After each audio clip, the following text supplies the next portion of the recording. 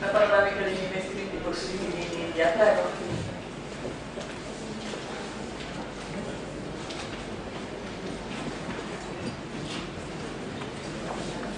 Very good evening to all of you here in Modena. Greetings to all of you from India.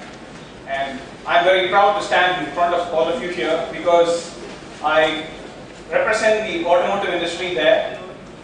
And Modena is famous for its cars, the big brands like Ferraris and Lamborghinis and Maseratis. I'm really happy to be here.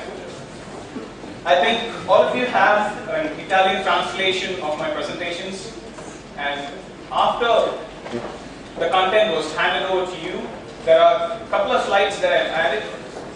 You can probably make note of that when I'm talking. Now I'll start out with my presentation. This presentation, again, is not about opportunities available in India in all sectors.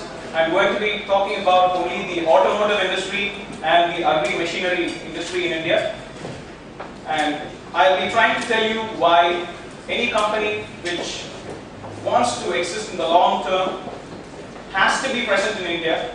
And I'll tell you why it's risky for you to not be there in India. Right?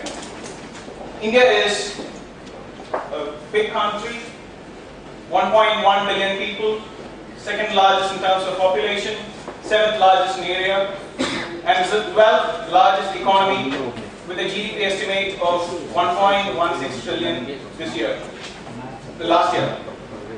And we have 31 states and the Union Territory. We have 17 languages. Maybe you'll think that language is a big constraint, but across states, the business language is English. So you don't have that language constraint as far as business is concerned. And currency is the Indian rupee. And we are open to foreign investments since 1991. And as far as the GDP is concerned, because one of the countries which was least affected due to the global recession in 2008-2009, and you can see that we have been maintaining the growth momentum, and next year we are expected to grow at over 8.5%. And you can see the composition of the different sectors.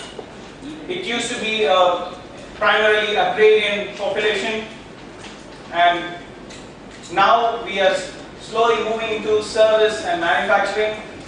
Even today, most of the population is involved only in agriculture, but it represents a very small part of the overall GDP. Now I'm going to give you an overview of the automotive industry in India.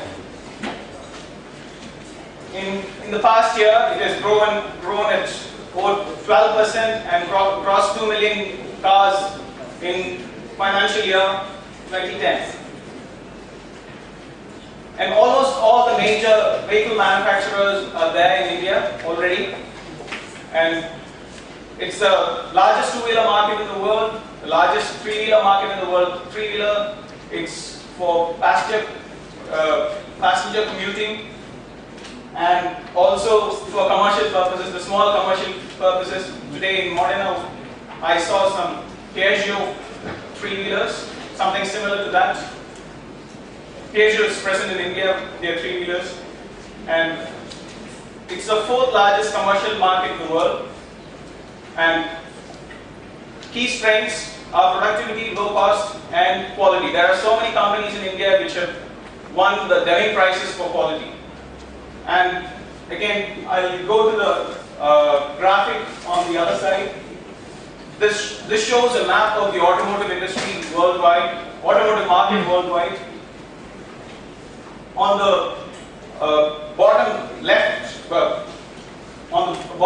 corner, you will see the developed nations, USA, Japan, and European Union. These are companies which are these are countries which represent the saturated markets. The next step would be, a drastic jump in terms of the technology, and that's the only option that's available for a revolution in these countries. So we require a huge transformation in the automotive industry in these countries for growth. In Africa, it's introductory, and that's where we begin. And according to this graphic, this is how countries grow. And then you have the growth markets and the markets which have the maximum potential. We have the BRIC countries, as we say. It's Brazil, Russia, India, and China. And then you have the mature markets. You have the ASEAN countries. And at the bottom, I've tried to portray the penetration level of cars in India. We have around 7 cars per 1,000 people, which means that it has huge potential, and in terms of market share, the biggest company, that is Maruti Suzuki, has around 50% in India. And the second biggest is Hyundai, it's around 30%. All other companies have a much smaller share. Structure of the automotive industry: two-wheelers, three-wheelers, passenger cars, and commercial vehicles. And key automotive clusters in India.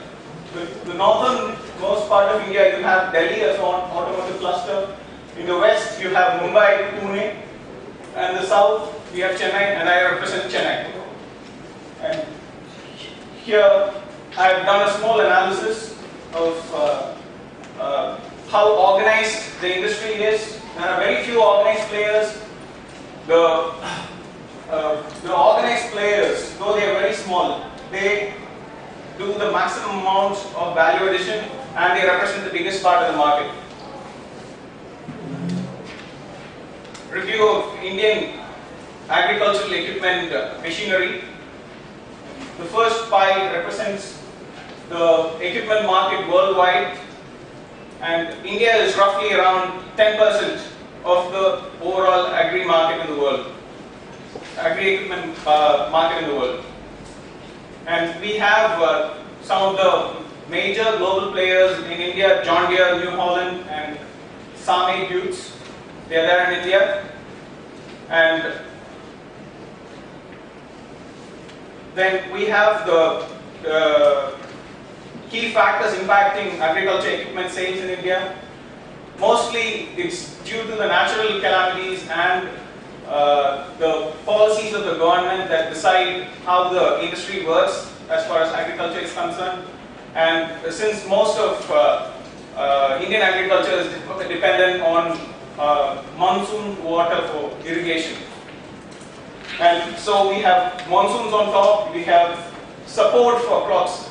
Actually, though agriculture products are directly not subsidized in a large scale, or agriculture itself is not subsidized on a large scale as it is done in many countries, we have subsidies that are given indirectly for purchase of agri-machinery. Then by fixing prices for fertilizers, there are certain governments, state governments, that give free electricity for agricultural purposes. So those are initiatives that are taken by the government. Then commodity prices are again fixed by the government. And credit policy that is announced by the government through the banks. Some of the key equipments that are sold in India, you can see on that side. So machinery for land development like hoes, then sowing and planting equipment, weeding, harvesting, threshing, and post-harvest and processing machinery.